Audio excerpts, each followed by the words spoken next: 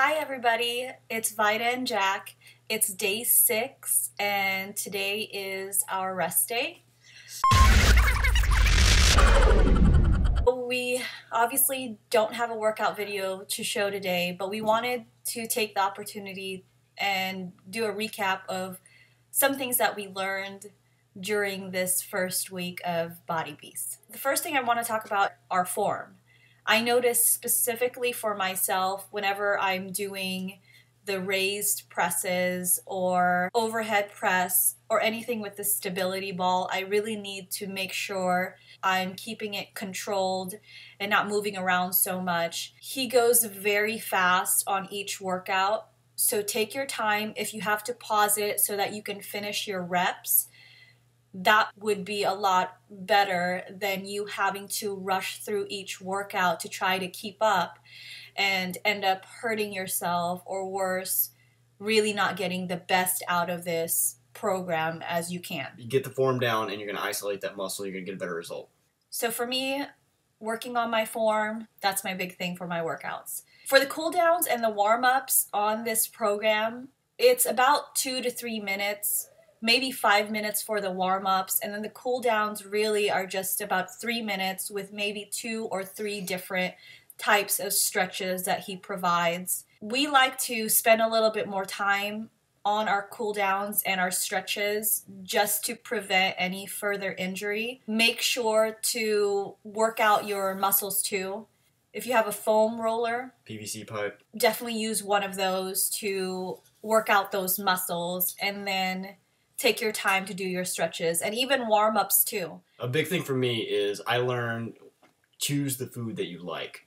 I had tuna and broccoli for like 3 days in a row and it got nasty. I didn't even want to eat food anymore, so I had to change it up. Just focus on food you like and it'll make things better for you. I showed the granola recipe that they provided on Body Beast. Personally, I wasn't a fan of it. There wasn't enough almond milk in it and it was too pasty for me. So if anyone out there uses that recipe and you love it, or if you add something different, let me know and I'll give it another shot. But for now, I think I'm going to pass on that and do something else. With the recipes though, I've come to love 2 specific recipes with it. One was the berry banana, which uses Shakeology banana and raspberries, and it's amazing. I love it. It's one of my favorite go-tos in the morning, and you get about 16 ounces of it, and it's just my favorite. The second one, which I'm making for this week also, is the turkey meatloaf that they have in the recipe book.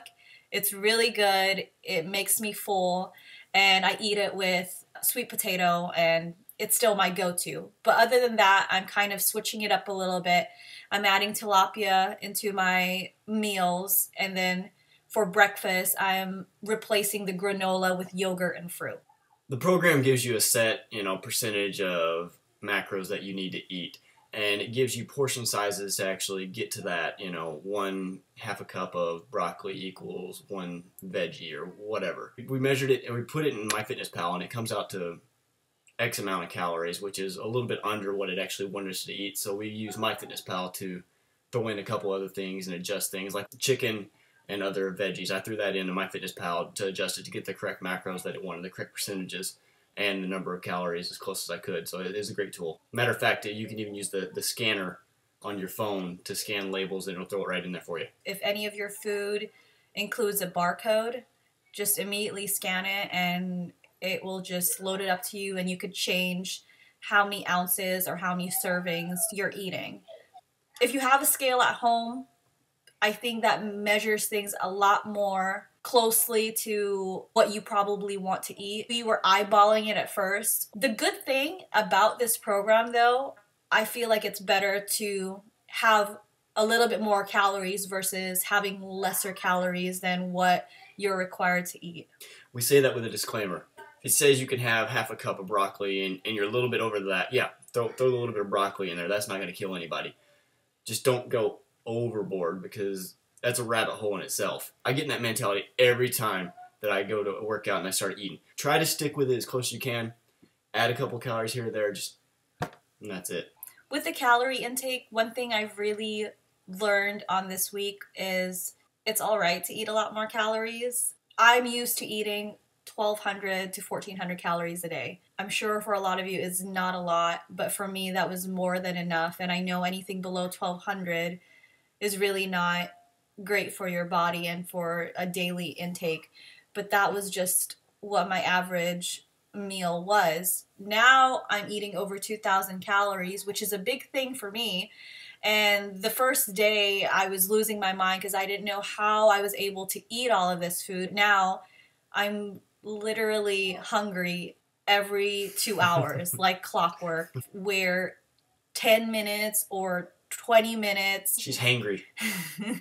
I don't feel as bloated and I'm not as sore after the workouts. And I truly believe that has a lot to do with all the proper nutrients we're feeding our body. Next thing I want to talk about is writing. I know the first couple of days I just chicken scratched some stuff out. I wish I would have actually had a large piece of paper and wrote down everything because I want to be able to progress. I want to be able to do a little bit more. Not a whole lot more, but a little bit more weight every time. So you want to be able to add weight to it. And if I didn't write down the right time the first time, then how am I going to add weight? I don't know. So that's one thing I'm going to work on is writing stuff down a little bit better. I've always been a night owl. For some reason, I just can't sleep. Instead of just having 45 hours of sleep, I'm slowly starting to try to get myself accustomed to that schedule. I'm just very proud of us. We've made it through the first round of workouts. It was tough, but we're going to keep going because it only gets easier from here on out. So kids are accustomed to our routine now. We're accustomed to our routine. We're trying not to make any excuses. Yes, we do have days we don't want to do it. Yes, we have days that we try to make excuses as to why we don't need to do it. But at the end of the day, we know it needs to get done. We know our weakness is the consistency of it. So we're keeping ourselves accountable still.